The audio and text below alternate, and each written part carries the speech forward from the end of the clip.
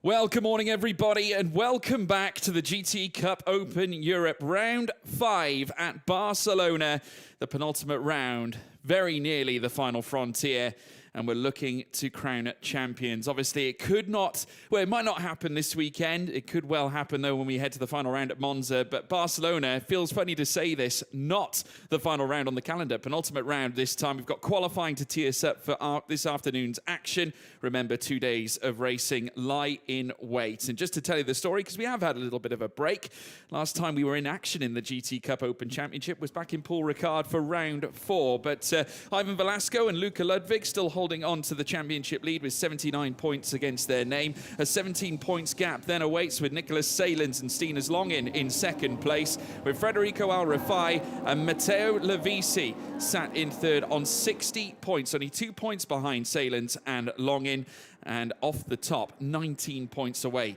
from P1 in the championship. 3 different teams in the top 3 of the standings as far as the Drivers' Championship is concerned, which makes it even more appetizing as we head into the final remaining 4 races of a dramatic 2024 season. George Morgan here, your commentator, alongside me, Chris Stevens. And Chris, it all starts here. Let's see how this unfolds. Where is the championship going to stack heading into Monza? Well, you say it's a 19-point lead, but when you actually apply the drop scores provisionally, that gap shrinks to 9 points between Velasco and Ludwig, and then the Q1 track racing pairing of Nicholas Salins and Stinas Longin, which is that white-nosed Porsche that just went through the frame there. So it is still very much up for grabs here with 4 races remaining in GT Cup Europe for 2024, as the car's now out on track for qualifying. Beautiful morning, as it often is here in Montmello. Temperatures are looking very good. A complete departure from what we had in the second race of the weekend at Paul Ricard last time we were out, and certainly the last time the GT Sport organisation was out in operation in Red Bull Ring. But we've had a car off the road already. The 117 Enrico Fulgenzi Racing Porsche of Eric Wagner, I think, is driving. Yes, has skated off the road in what looked like a very low speed spin. I thought for a second it was pulling off the road, but then it ended up hitting the barriers. And so we do have yellow flags out at turn number 7. We're going to see what happened again. Yes, it's Wagner's lit up those rear tyres already, coming out of the right-hander and clobbered into the barriers. And so within the first minute or so of this qualifying session, we've already had some drama. Yeah, a radical moment for a driver that's actually come out of radical racing as well, but not the best of starts for Eric Wagner. We'll wait and see, obviously, how this stacks up leading through to the rest of the qualifying session, but the car's now heading out on track, but there is a red flag being waved by the marshals on the inside. So red flags are now out. The cars are going to be called back into the pit lane as they now look to retrieve Eric Wagner's car. Obviously not a moment to really get their weekend off. Not an ideal moment, anyway, to say the least. Already coming in is the 79 Porsche. Now heading back into pit lane, that's Johannes Zelger, and also the 84 Mertel Motorsport of Stefano Bazzoni. Now heading into the garage as well alike. Some updates as well concerning the teams, because of course we do have some cliff notes to give you guys. Obviously there have been some changes between Mertel as far as some of their driver lineups are concerned, with obviously some movements taking place with Fernando Navarrete Rodrigo moving across to SMC Motorsport, or Team Squalo Competition, and now driving the Porsche 992 GT3 Cup alongside long-term teammate Alvaro Libero. So opting for a change of machinery, Chris. How is that going to impact their weekend? Well, of course, it's a completely different type of machine. Moving from the Ferrari to the Porsche. The Ferrari, as we often say in this championship, dominates the straights. The Porsche owns the bits in between, which is quite good on a track like this, for example, with a lot of very long and high radius corners that make up this circuit. And so that is quite a big change for them. And so in place of them in the number 81 Mertel Ferrari that they had previously occupied, we have Stephen Licorice and Mauro Trentin. It's a British-Italian lineup there. So we have Stephen Licorice not an unfamiliar name to the championship, was running with us at Spa last year. And already we've had a couple of cars being noted, the 17 and the 66. So the 17 is the Rosso Corsa car, Lorenzo Innocenti, and the 66 GDL Porsche of Roberto Fecchio have been noted for being in the fast lane when it wasn't open, so a little premature into getting into that left-hand lane, driver's left, before the qualifying session opened. I would assume that is they're currently sat at the end of the pit lane as well, I believe, just having their nose out. We just caught it on camera vaguely, but maybe that was a shot deeper in. Though I am looking into the pit lane. It does look like there's something sat right at the end of the road, so it could well be the case that perhaps they have jutted out a little bit too soon. But speaking of Rosso Corsa Racing, it's been a welcome return here to Barcelona for Lorenzo Ferdinando Innocenti and Andrea Bellici. Of course, remember, Innocenti also had a new teammate in the form of Nicola Schiro back at Paul Ricard after Bellici was out with injury.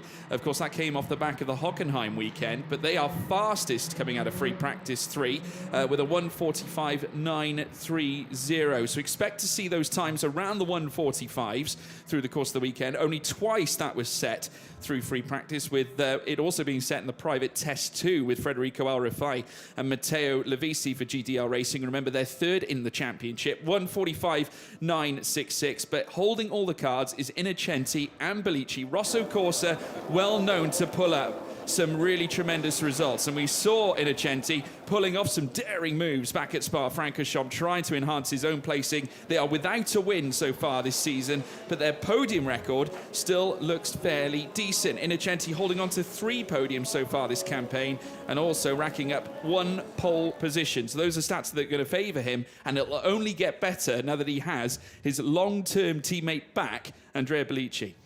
Yeah, Bellici was actually cleared to race in Paul Ricard in terms of his Hockenheim injury, but then he was sick that weekend as well, so had to delay his return to the championship by a further round. Obviously great to see them back together again in that rather smart navy blue and red Ferrari 488. It's the only non-Mertel Ferrari on the grid. Fastlane is now open, so that is usually an indication that we will be back underway for the remaining 18 minutes or so of this qualifying session. So the Enrico Fulgenzi Racing car has been cleared from turn number 7 by the looks of it. And we'll be able to actually get some times on the board. In terms of reference times, it was Jorge Cabezas who set the fastest time during Friday's running, 1:46.239. That was in the 85 car. Reigning champion, of course, alongside Ivan Velasco, but not sharing the car with his co-champion for this year. You can hear the engines being fired up, so it should be underway again shortly. 17 Porsches and 7 Ferraris and 1 Lamborghini Super Trofeo for this weekend. It's a welcome return for Super Trofeo machinery in GT Cup Europe, because this championship caters for any level of Cup car machinery, and we use balance of performance to try and equalize the speed of the cars. And so it's the Scuderia Villorba Corsa Super Trofeo, familiar name to anybody watching the GT Open, as we have cars back out on track. And it's Luciano Privatello who is driving that car, the Croatian, but racing with a San Marino flag. Was very experienced in Super Trofeo, normally alongside his son Donovan, but going solo this weekend. Yeah, they came out to the Lamborghini Super Trofeo Championship. Incidentally, Barcelona last season is where we last saw Lamborghini Super Trofeo machinery, and that was Oregon team that fronted those cars back then last year. this time as well, though having SVC here is fantastic. And like you so rightly say, Chris, a team that you will largely be familiar with in the International GT Open. But Luciano Privitello, very competitive, not just with drivers that he's against, but also teammates, including his son Donovan. They are very competitive as a pairing, and actually started in the Lamborghini Super Trofeo back in 2020 out of rental karting, believe it or not. Moving up from the world of karting into the slightly more powerful sports car machinery, and they have not looked back 1 inch. They absolutely love it. They're getting faster all the time. Privitello, as well as Luciano and both Donovan, take great pleasure out of being competitive with one another. And obviously, as far as Luciano's concerned, he just wants to race, and that's exactly why he's here in the GT Cup Open Europe Championship, and it's great to have him here as well.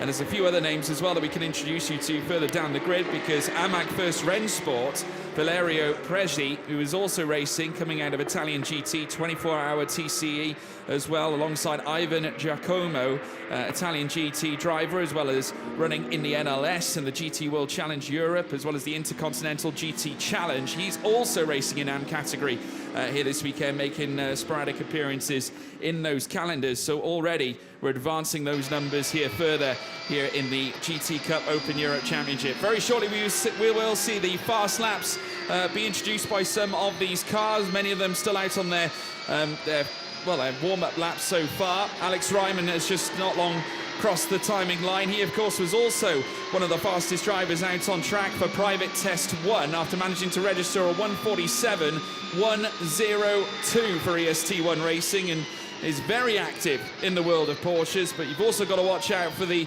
old favourites such as Federico Al Rifai, remember the Saudi F4 champion, alongside Matteo Levisi. Currently sat third in the championship, looking to try and strive for more, though. It's a very slender gap between the top three in the standings.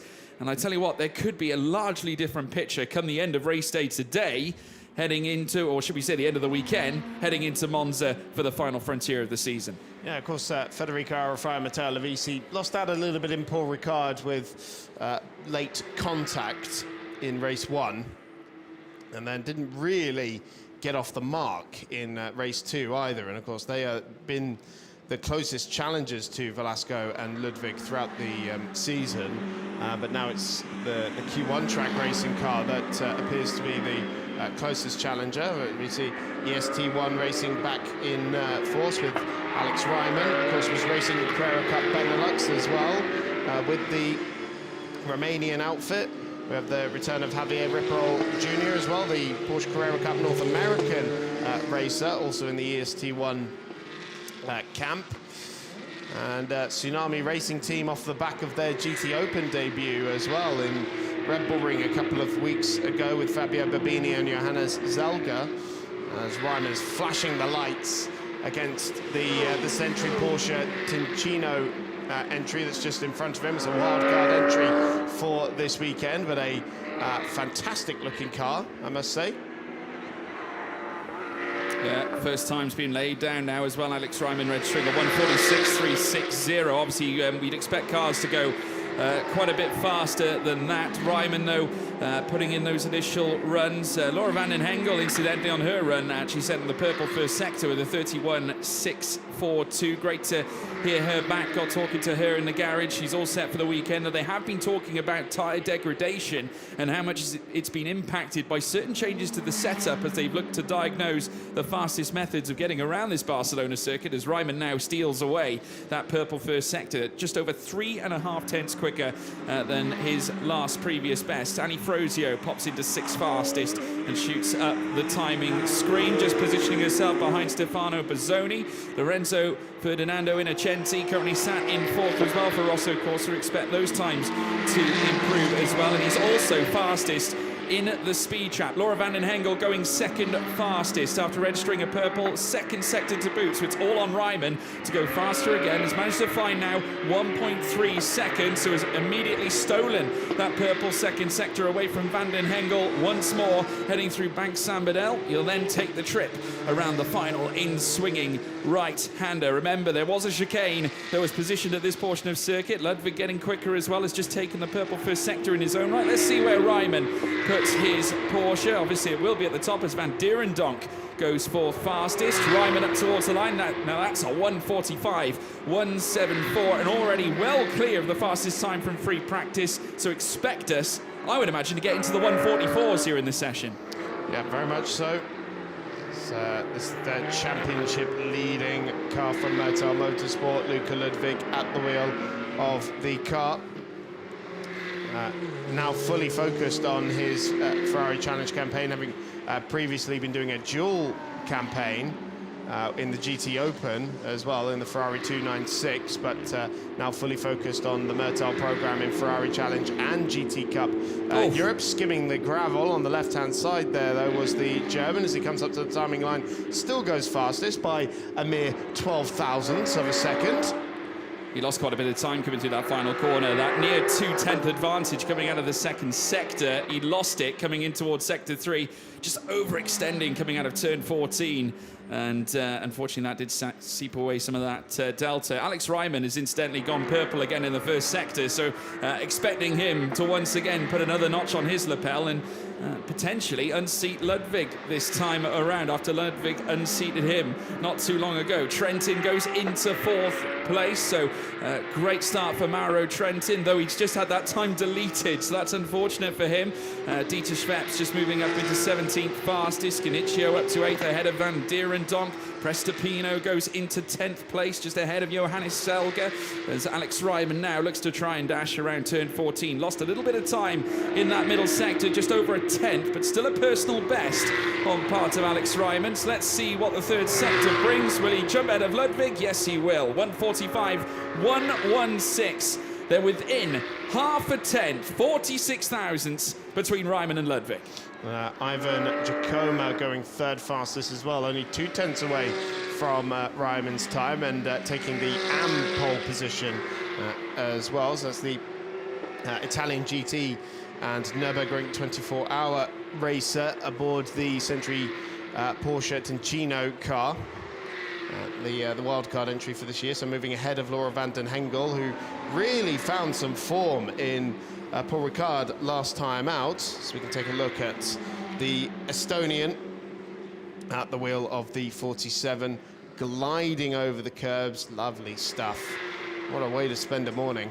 Yeah, Federico Arafai going fourth fastest, so just jumping ahead of Laura van den Hengel, who's having a very good qualifying session so far, and great effort as well from Ivan Giacomo. Of course, carries all that experience under his belt, and he's just gone purple again in the first sector this time around. So looking to not only elevate himself to P3, but maybe even P1, but he'll need to try and make his way around this.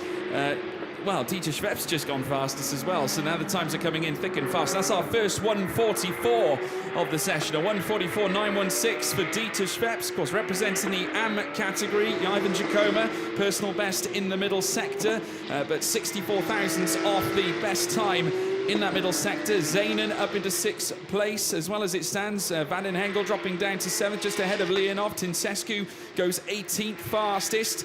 So we now watch Ivan Giacomo. Let's see if he can drop his time into the 1:44s and potentially take on Dieter Schweppes. Some gravel being kicked up by the car in front of him, but not a concern for Ivan Giacomo. He will, though, remain 4th fastest. Leonov now up to 6th as well as he crosses the timing line. Yeah, potentially that was the 57 Q1 track racing car of Nico van Dierendonk kicking up the gravel.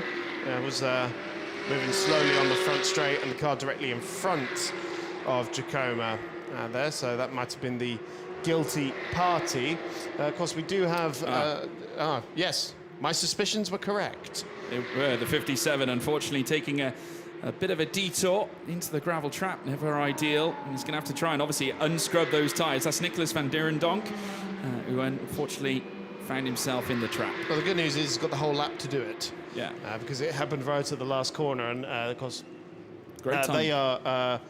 well positioned in the AM Championship as well, which when you look at the drop scores only has 4 points between the top 3, which includes the Schweppes car, as Ludwig goes 2nd fastest behind our Rafai. It's getting very tight out there. Again, less than a 10th of a second between the top two. Great lap from Al Rafai, by the way, because before Ludwig crossed the line, he was 3/10 clear of Dieter Schweppes in second place. So now starting to advance us even further, deeper into the 144s with a 144.6. And incidentally, still fast in the speed trap. So the GDL Racing Porsche now starting to find a little bit of traction, a little bit of pace here. Ludwig, though, still knocking on that door. That's wide in 3.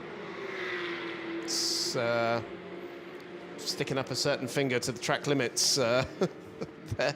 But hey, he found the time in the first sector, fastest in the first sector, in fact, as a result of that. And making his way through that turn 5, unleashing that Ferrari grunt down that short little straight. Much narrower front tyres, again skipping a little bit of gravel there as he tries to take as much of the curb as possible through 6 and 7, but much narrower front tyres on the Ferrari compared to the Porsches as part of the balance of performance, and that means you tend to get slightly understeery nature in this car, as he's lost a little bit of time in that middle sector, but still on a decent lap as he goes through the more technical section of the racetrack now, some of the longer corners, and then it's a very fast and fearless end to the lap with 2 high-speed right-handers. A marked improvement over the previous layout. I don't think there's any debate in that whatsoever. And he has a real swapper on the way into the final corner. Well gathered up from Ludwig there.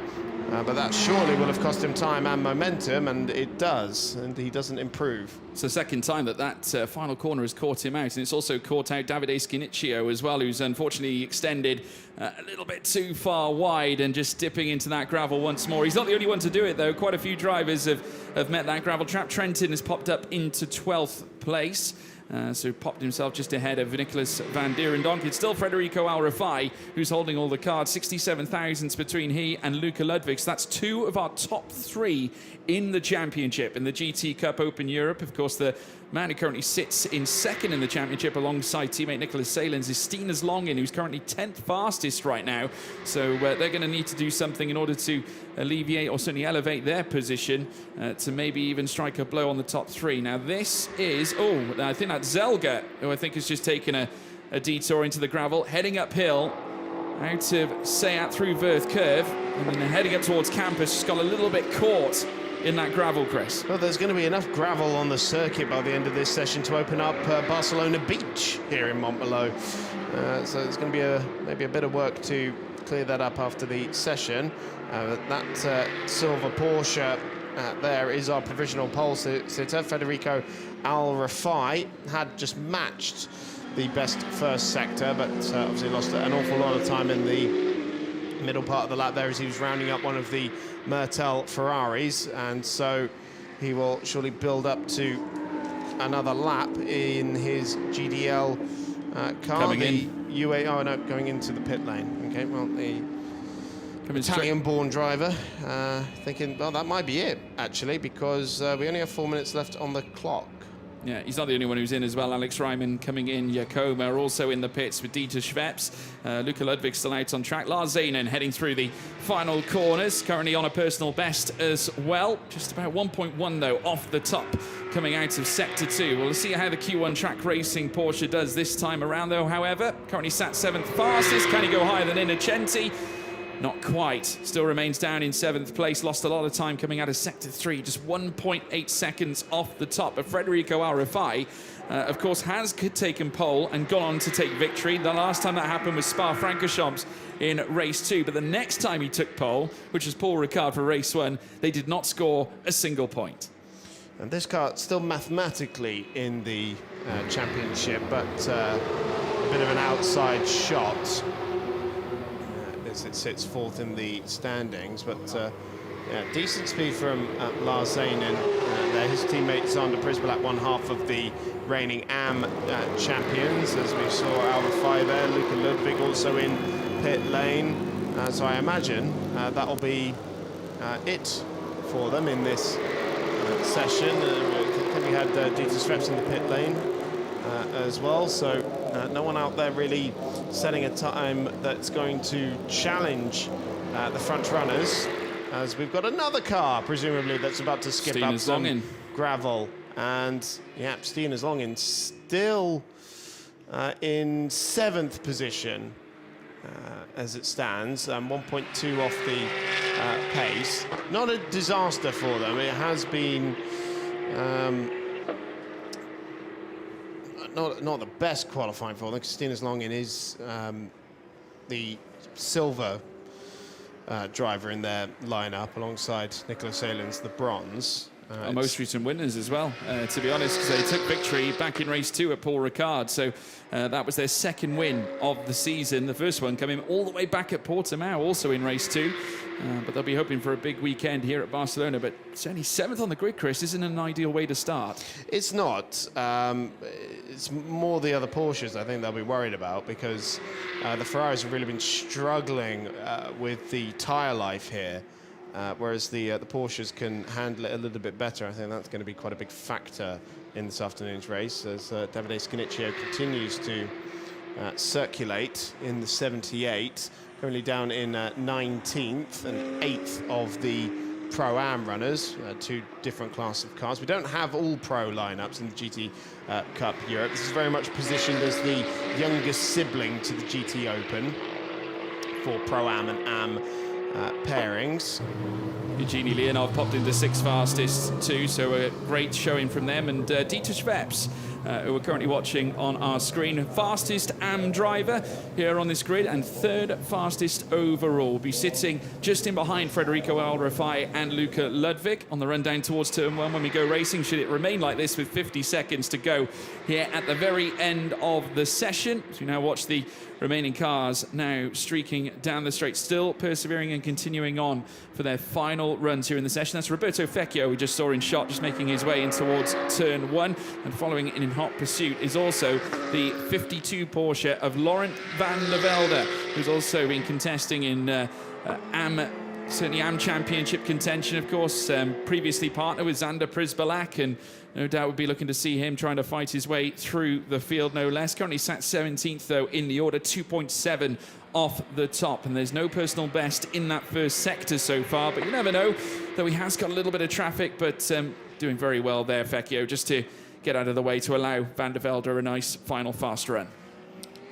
Yes, second in the championship is this car, the AM standings, as it's at the moment, and very tight again, as we mentioned, because they're only 3 points off of Schweppes and Martins, who have the class pole position as it stands, and a couple of those cars heading back out, actually, but we have the checkered flag, so not sure what they're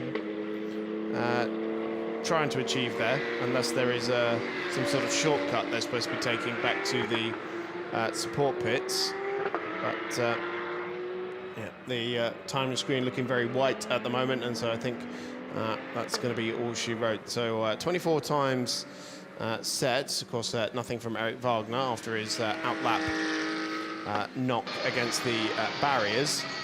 So the 57 that we're on board with, Vin Direndonk ending up 6th fastest of the AM runners in 13th position overall.